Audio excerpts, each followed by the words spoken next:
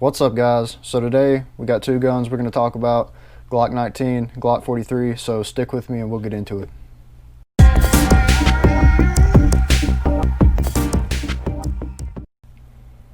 So today we have the Gen 5 Glock 19 and a Glock 43. So we're going to go over some specs, talk about them a little bit, some pros and cons, concealed carry, stuff like that.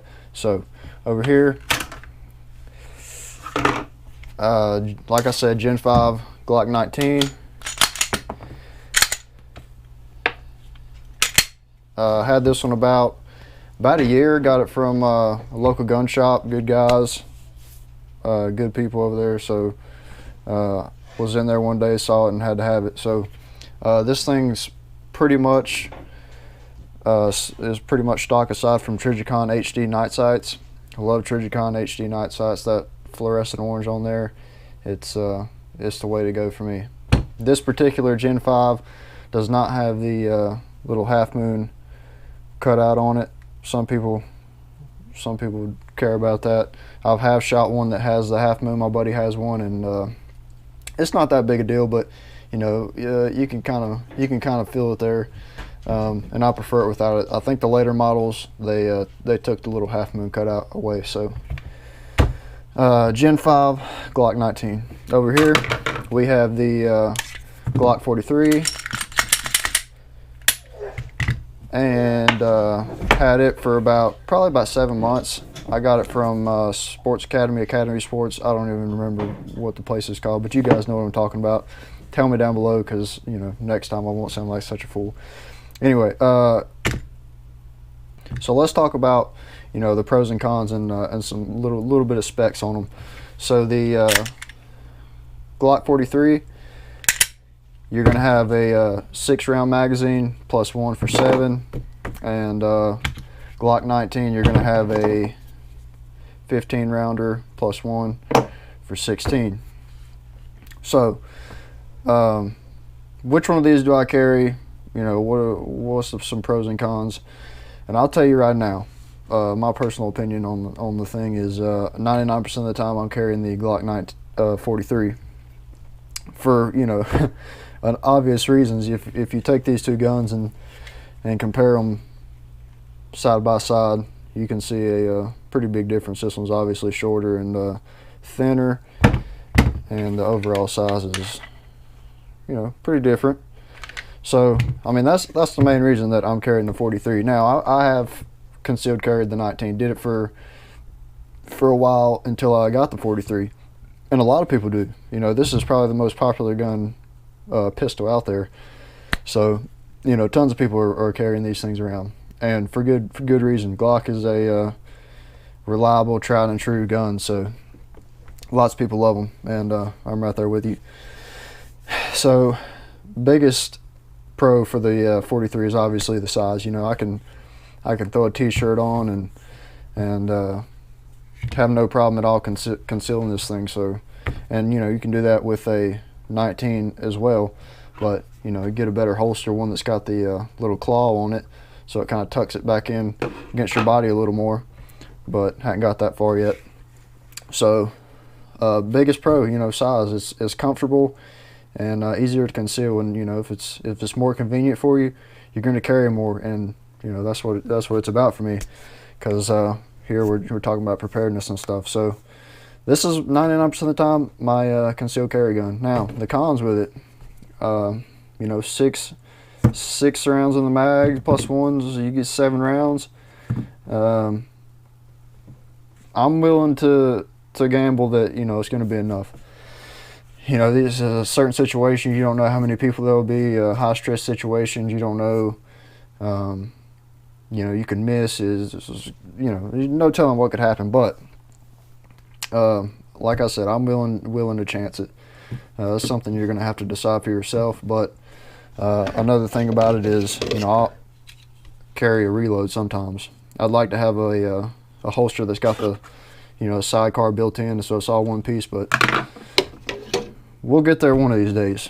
So another thing about the 43 is all of my magazines, I'll put this little pinky extension base plate on there, and I'm pretty sure that you can buy base plates that let you extend and put more rounds in. But for me, I like to keep everything factory Glock. Personal preference, teach their own. But with the pinky grip, you can actually get a full purchase on there, and that's a necessity, I think. Otherwise, you're down here, something like that, and just not as good, especially for a new shooter. I know most of you know that 2020, looking like going into 2021, that guns have been flying off the shelf. There's a ton of new gun owners, so I'm sure that people are going in there and they're like, yeah, a smaller gun makes sense, but they don't think about the handling that comes along with a smaller gun. These smaller guns a little more snappy, in my opinion, and they may not think about know that you should have a good grip on these things. They just see a gun, they're like, yeah, I want some protection, want something to carry, so there you go, they pick something up. Don't think about this little stuff. So that's another thing to consider. SIG has the P365. My sister has one. It's a double stack instead of a single stack, so that's another option that you could go if you want some more rounds. Or you can go with the 19. Obviously, quite a bit bigger, but in return you get quite a few more rounds. So 16 rounds altogether on the 19. So if I'm carrying this one, 99% of the time, what do I even have the 19 for? And most of the time, it's a bedside gun for me. Or this is the one I'm taking out to shoot more because I actually enjoy shooting it. Not that I don't this one. It's just this is if you go out and shoot them, you'll understand what I'm talking about. So bedside gun, and I have a TLR 7 light to go on here, but I don't have the holster that can fit it on there. So the light's not on there yet.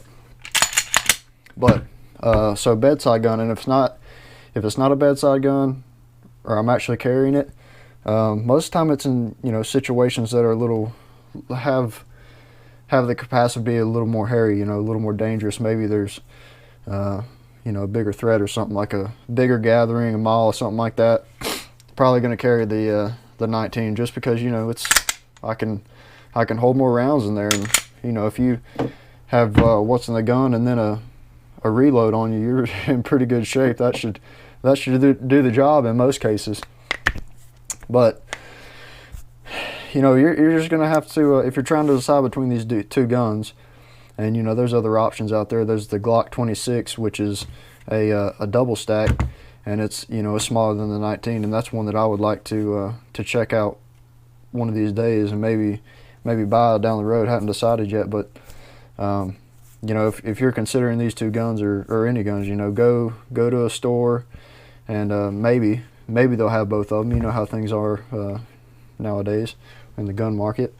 So go in there, try them out, feel them, and see what works best for you. Obviously, take into consideration the size and the rounds, and those limitations. So go in there and try them out. Hold both of them. Maybe you got a friend that has one or the other, or maybe they got both, and you can, if you're planning on concealed carry, you can put it in a holster. And I carry appendix, so you can try it on and move around like you would normally whenever you're going about your day, and you'd be carrying. If you're a female and you're just gonna throw it in a bag or whatever, then a little bit different. But always have a good holster anyway. Don't just throw some gun in a bag and call it good. So yeah, guys, just some stuff to think about and consider. Like I said, I don't regret either of these purchases. Glock is good stuff in my opinion. Their slogan is Glock perfection, but maybe not perfection, but they are pretty dang good. That's why this thing's mostly stock, and the only thing I'll add to this is the Trijicon night sights on it, because the Glock sights are notorious for being not so great. So that's my take on it. You guys tell me what you carry. Tell me which one of these you prefer, why, all that good stuff, add-ons that you've done. So we'll cut it right there, and we'll see you guys next time, and thanks for watching.